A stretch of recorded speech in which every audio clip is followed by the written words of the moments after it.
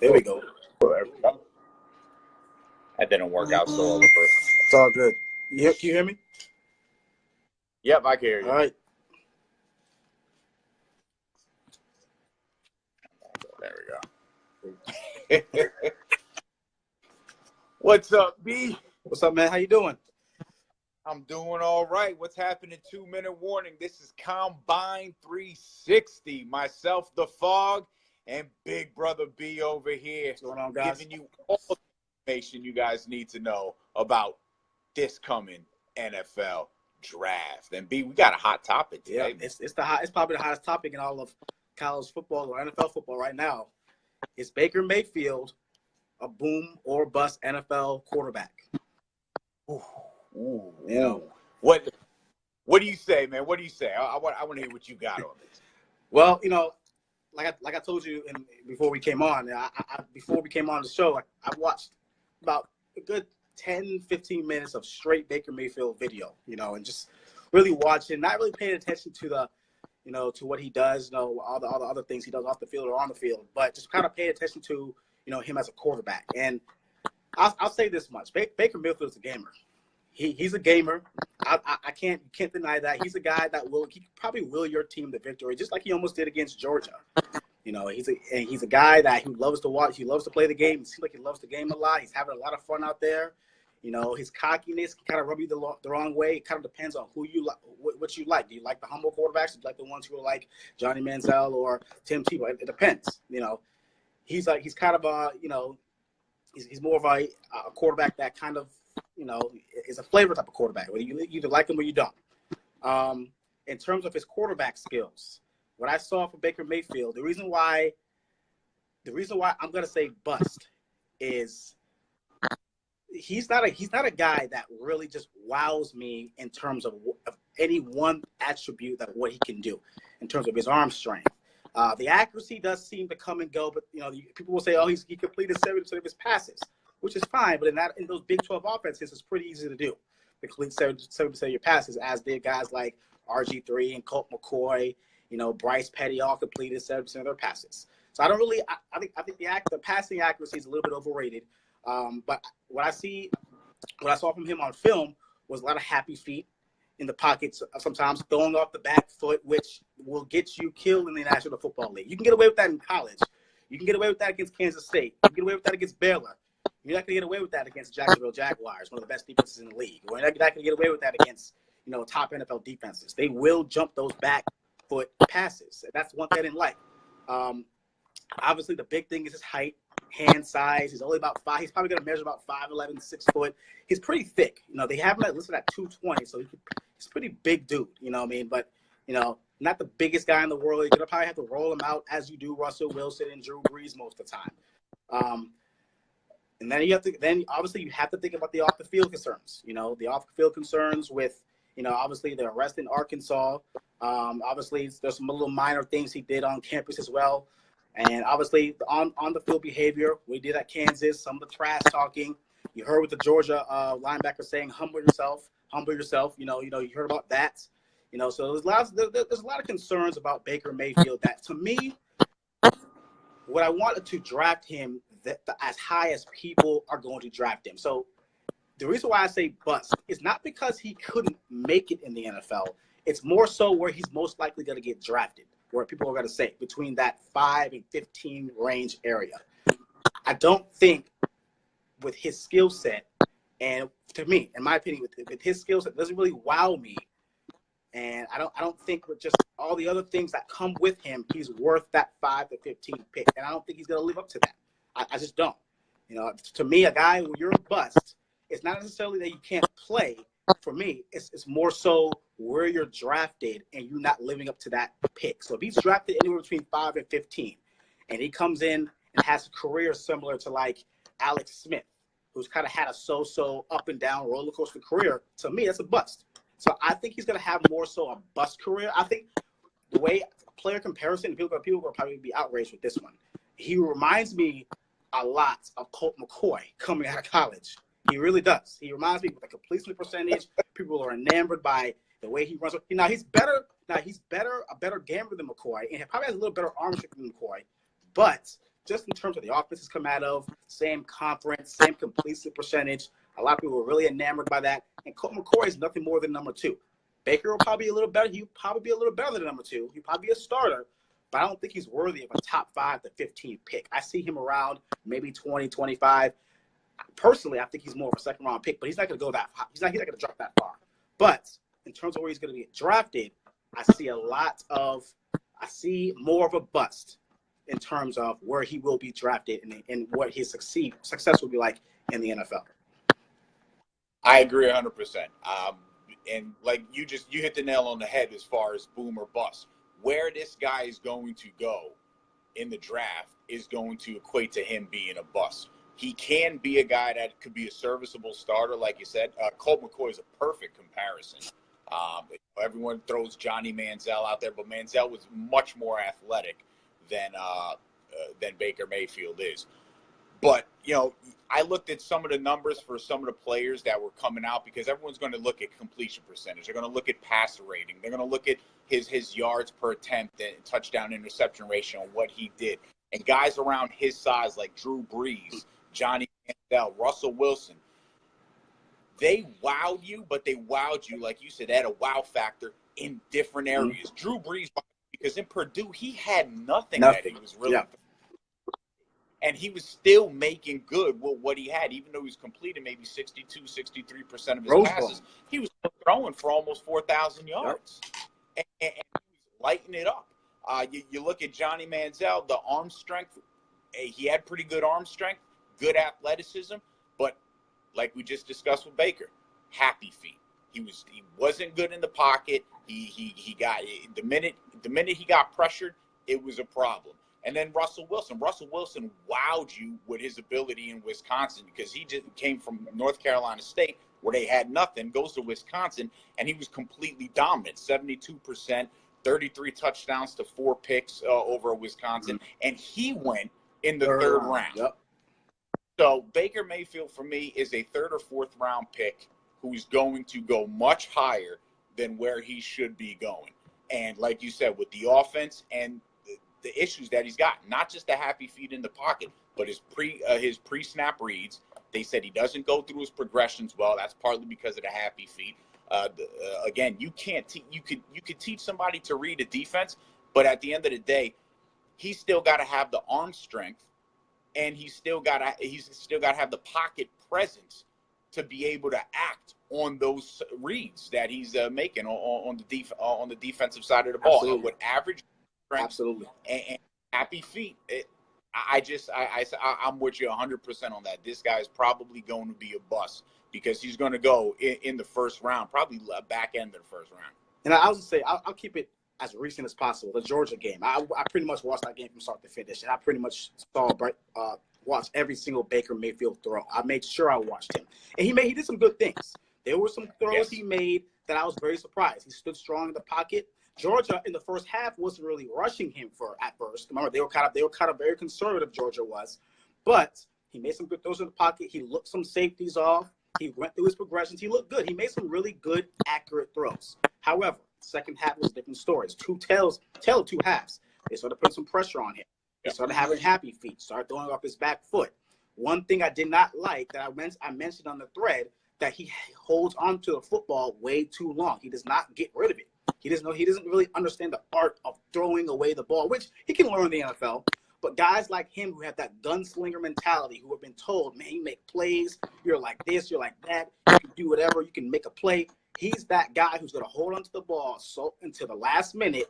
And then in the NFL, what happens is when you hold onto the ball too long and you wait to the last minute, 2 things usually happen. You either fumble it or you pick it off. Or 3 things, you get hurt because you get hit. And that's what the National Football League is all about. I just think that I just feel like he's a gamer. Like I said, I think people are enamored by his personality. He's a guy who he's got a kind of an ether personality. You either like him or you don't, And I think NFL GMs, I think they will take the risk. I mean, because a lot of guys compare him to Brett Favre. I don't see that comparison at all because Brett Favre had a rocket for an arm. I guess the only way you compare him to Brett Favre is that Brett Favre was a gamer and he loved the game. He did all the celebrations, all the other stuff. I compare him to Baker that way, but in terms of a quarterback, absolutely not. I don't see that. But a lot of GMs say that, I'll take a risk on him. I think a team that he could probably go to and fall to, I think a team that's going to fall in love with him, most likely, I think a team like Denver may fall in love with him because I think they're a team that needs a quarterback, obviously. And I think if you put Baker around talent that's around Denver, a defense where he doesn't have to make a lot of plays, he doesn't have to win games, kind of sort of like Russell Wilson, with Russell Wilson theory, where Russell Wilson came into the Seahawks already tailored defense. At the beginning, he didn't really have to make a lot of plays. Okay, he kind of just had to manage the game. Okay, he always had good field position. I think if you put Baker Mayfield in that same position, if you allow him to kind of just manage the game, give him a defense that's always going to give him good field position, I think that he could succeed in Denver.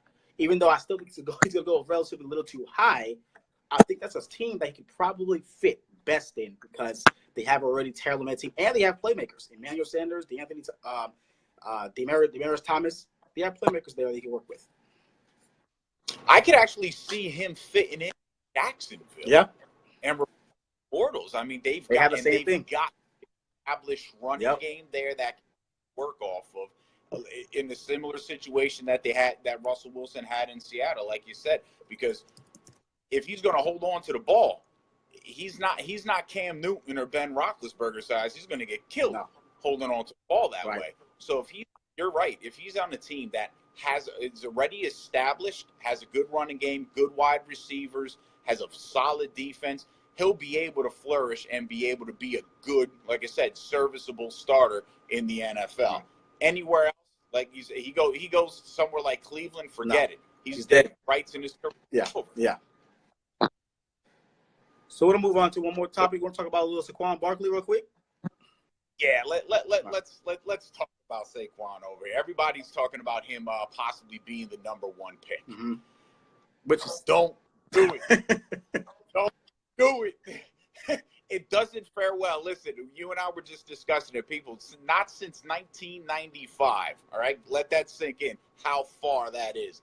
1995, ironically, a Penn State running back went number one in the draft, and that was Kijana Carter. He had an 8-year career, but considering he went number one, he was a complete bust. There are very few running backs in the NFL that have been drafted number one, and the most notable ones, O.J. Simpson, Bo Jackson, Billy Sims, Ernie Davis, running backs like that. Guys like you and I discussed about had Adrian Peterson not gotten hurt, like you said. We're talking that would have probably been the only other running back that was worthy of going number one. If you take a running back number one, it is going to be a complete risk. You better have the team already around that you can have that running back can just go right in and fit right into the system. Yeah, I don't think that Saquon should go number one. There's talk to him going number two, obviously number 3 or 4 to the Browns. If the Browns drop a quarterback number one, I think Saquon Barkley is a great running back. Don't get me wrong. I wouldn't rate him as high as AP. To me, is the greatest college running back I've seen in my lifetime. And Zeke was pretty close. Would I put him ahead of those two? I'm not really sure. I think Saquon's very complete. I think that Saquon Barkley is a very physical running back, and at times he can be very elusive, kind of similar to Zeke. I think he's a better blocker than Zeke. I thought Zeke was an amazing pass blocker. I think Saquon's a better blocker than Zeke. They showed that a lot when he was blocking for his guy McSorley, the quarterback of Penn State. They showed him a lot. He did a great job with that. I think Saquon going number one though to Cleveland. I think taking a running back number one is just, I think it's just one of those things where I don't want to say you're going to set your franchise back, but I think the Browns, if they can get him at 4 and pick somebody like, a guy like, Josh Rosen who doesn't want to play there, or if Sam Darnold comes out, pick him first. I think 4, Zeke kind of set the standard at 4. I think 2 or 3 will be a little too high, obviously, with Trent Richardson busting out at 3 when he went to Cleveland. So Cleveland has done this before. They've taken a running back at 3 before, and it didn't work out. Yeah. So for them to even think about taking Saquon at 1 after they took bust Trent Richardson at 1 or at 3 a few years ago, I don't think that's even in the realm of possibility. But This Saquon, I think, is a very complete back. Like Kyle Greens just said, I don't know if I can put him on the same level of Zeke and AP, but I think he's a guy, clearly, hands down, the best back in the draft. In a very, very deep running back draft at that. Absolutely. I was just going to say, this is a very deep running back draft. You don't have to take a risk on him being number one. I could see a scenario where Cleveland might take him number one just because of the rumors coming out that Jackson and Darnold may not come out in the draft. Yeah, that could shake things up. That could change the entire dynamic, especially if Cleveland turns around and says, you know what, Rosen doesn't want to be here. We don't want to bring someone in that doesn't want to be here. That could be a scenario where Cleveland could either draft him or maybe trade back at that point. But that's that's 99.9% chance of happening. Yeah. I see the comment. I see James Cooper saying Rashard Penny for the G, man. I want to say, James, buyer beware, man. Look at this guy a little bit more. I mean, look, we were going to talk about him a little bit on the show, but we kind of decided to go away from that. But I'll just say right now, Rashard Penny, nice looking back. He did play in the Mountain West. I don't trust our competition. I mean, he played against San Jose State. I'm not, look, running back is a very easy position to transition into the NFL. So I'm not going to say he won't have success, but, he just didn't look like he didn't pop off the screen for me. He's a poor man. He's a poor man's Frank Gore. Yeah, he's a guy that is a cut runner and downhill running. And Coop, you want Penny, you're going to put your Giants into bad running back position again. Because remember this, Penny was there for the last 3 seasons. Who was he running behind? Donnell Pumphrey. Yep. So, and Pumphrey was a much better all-around back. And he went, what round he going? And Penny, Pumphrey fell back into like 5th or 6th, yeah. He fell back bad. deep. Yeah. So I have Rashard Penny ranked as the 17th best running back coming out of this draft. That's you take him the Flyers somewhere between rounds 5 and 7. I have him about 14. I mean, this is a very deep draft. I mean, you got guys like Bryce Love coming out, Darius Geis, Nick Chubb coming out. Sonny Michael, 2 guys playing in the national championship game coming out. You got Damian Harris, who I love for Alabama, who's like a true running back. I love the way Damian Harris runs the football. I kind of worry about Darius Geis. I think he's a little injury prone. I think he runs a little bit too hard. Akron Wadley coming out of Iowa, who tore up Ohio State, in that game. Royce Freeman. And, Josh Adams. This is a very deep draft. And Bo Scarborough, this is a very deep draft for running back. Probably one of the deepest we've had in a long, long time. So it may be the year of the running back in the NFL draft.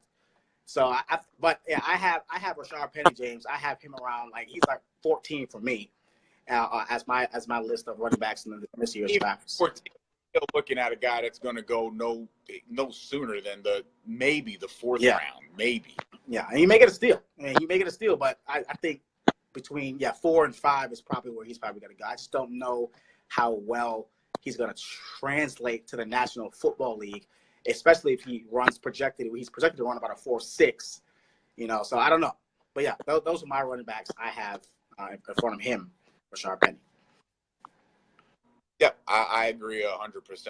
I tell you what, I think Chubb and Michael, speaking of them just quickly, we might see the best running back tandem have success in the NFL since Barry Sanders and Thurman Thomas when they were in OK State. I don't know about all that. I mean, let's say Cadillac Williams and Brown first. I mean, I think those two. Well, I'm talking about potential NFL success. Oh, okay. Yeah. Started in the NFL and be solid started running backs in the NFL. I agree. Yeah, those two are workhorse backs. They're every down backs. Both of them could be every down backs for their respective teams who they get drafted for, and they're on the same Georgia team. So, that's going to be fun to watch this Monday. Who you got, by the way? Just real quick, who you got? Oh God, I hate Saban, but I want Georgia to win so bad. But this guy, Saban figures it out, man. I just got a funny feeling that he's still bitter about loss last year, and you saw what You saw what that defense did when they I just feel that defense might be just too much where they can actually squeak out a victory. Yeah, as much as I don't despise Saban, but as much as I'm just a little tired of the Saban era. You got a motivated, chip on their shoulder Alabama team coached by Nick Saban. I mean, that spells doom for Florida or for Georgia. And, you know, Saban assistants don't do well against Saban. So, so it's just Kirby Smart, good luck. I mean, he has a great tandem, but, Alabama's healthy. They're fresh. They're mad, chip on their shoulder. I mean, I'll even give you a score. I got Alabama winning, even with their horrible quarterback with Jalen Hurts. I got them winning probably 24-14. And it's going to be a dominant 24-14. It won't even feel like that. That's how bad or however you look at it, how bad or good Alabama's going to rough up Georgia. Well, I've got to believe that month off. I got to believe Saban was game planning for Georgia and Oklahoma. You got that they took three of those weeks and took a week each on each of those teams. They were getting healthy too. People realized they were banged up. They were banged up going into the playoff, and that's one of the reasons why a lot of people didn't even want them in the playoff because they were banged up. They were overrated. It didn't look like the same Alabama team. They got healthy. They got all their linebackers back, and a lot of guys. And Evan McCullough, who I hope is watching now, who's a big Alabama fan in this group, he explained that to me. Linebackers were banged up. They got those guys all back, and it showed against Clemson. And this is the Alabama team that beat the hell out of my Florida State Seminoles week 1. This is the team I saw. Yeah. So I just, I just think Alabama's has that advantage. All right. Well, that's it, man. With that being said, for the man B and myself, the Fog, 2-minute warning. Thank you for watching. Come back, join us next Wednesday at 8 o'clock. We'll give you the rundown on some more draft picks, and maybe you post it on the wall. Let us know what you want to hear. Tell us what you want to talk about. Give us your team, your take on what your team wants to draft or your team needs. Give us a holler, man. Absolutely. B. Absolutely, man. See you later, guys.